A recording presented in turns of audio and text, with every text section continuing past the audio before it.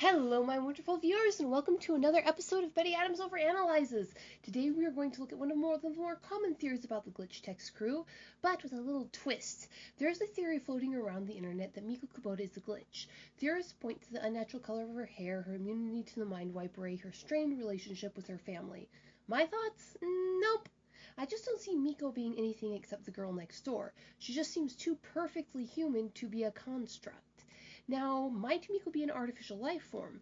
Possibly, but if Me-K.O is an artificial life form, then so is everyone else in the town of Bailey, which I do consider to be a possibility of sorts.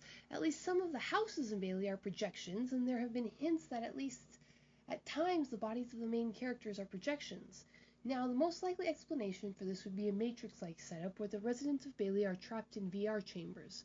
But some parts of Bailey do seem to be solid. If that is the case, then the context clues for any one of the glitch texts being an AI would be meaningless.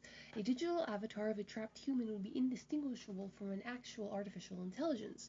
However, as I said, there are hints that parts of Bailey are a solid physical reality, the bridge out of town and the gaming bracelets, for example, and if we accept that most of the humans, at least most of the time, were flesh and blood, then it raises a clear possibility that Mitch Williams is the glitch on the crew. Hear me out. If we accept the premise that Hinobi can create a realistic facsimile of a human being in the first place, then we have to ask, why would they do that? Perhaps to make the perfect Hinobi employee, to make an employee capable of tracking down the mysterious Bollypus, perhaps? There could be any number of reasons why they would want to do this. So, how would they make this employee? In Me-K.O's case, why would they have put her in a normal family, matching her perfectly to her parents?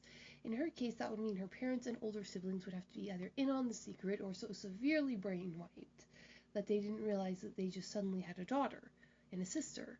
That is a lot of people to keep a secret, especially as the show has shown how iffy the effects of the mind wipes are. However, in Mitch's case, we haven't even seen a family yet. The person he is closest to is Phil, and so far, all we know of Mitch is that he seems to be a singular entity. But that is from a lack of information. We haven't seen any of the families of any of the other glitch texts either. So far, as I have seen, there's only one piece of evidence to suggest that Mitch is an artificial being. In the first episode, he was swallowed by Chomp Kitty, remember? Five and Me-K.O then go around blasting Chomp Kitty willy-nilly in order to free Mitch and save the arcade gamers. There's a brief scene where Chomp Kitty slams into the wall and completely shatters down to his component pixels.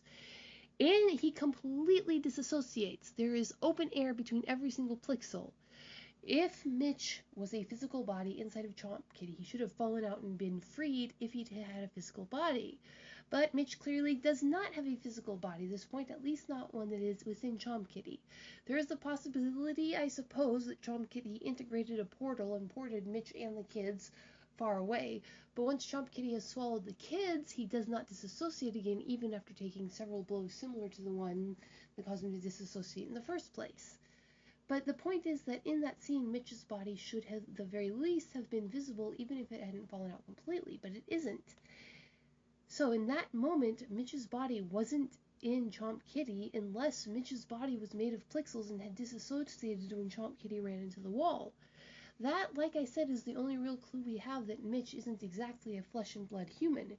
And given the very likely possibility that nobody in Bailey is a fully flesh and blood human, that may or may not be evidence of Mitch being an artificial intelligence, or one of the more advanced artificial pixel constructs.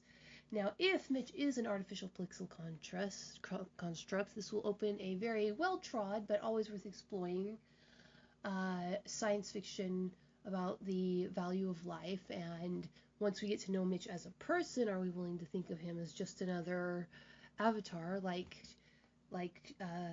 Allie or Alpha?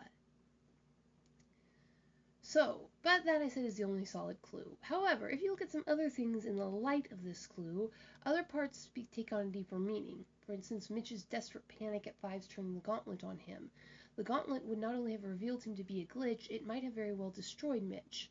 Mitch's faithful purchasing of Hinobi gear like the perfect employee he was meant to be, despite very carefully cultivating the persona of a jaded cool dude. Cool dudes are not slaves to the market like that, but Mitch clearly buys everything that comes out of Hinobi. Mitch's fantastic skill is displayed in winning a tournament at 6 years old, his extensive knowledge of all glitch types, his comment about Phil not having to tell him the rules. So you might call it my previous comments about a glitch being something that has malfunctioned, how the glitches are simply pixel constructs that have gone wrong.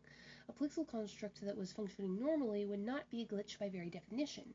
So how can Mitch be a glitch if he is functioning as a Hinobi expects him to? Well, because if Mitch was artificially engineered to be the perfect Hinobi employee, he falls far short. Mitch projects an air of confidence and seems to try to behave pleasantly and seems to expect people to like him. But Mitch is arrogant, dislikable, and generally disagreeable.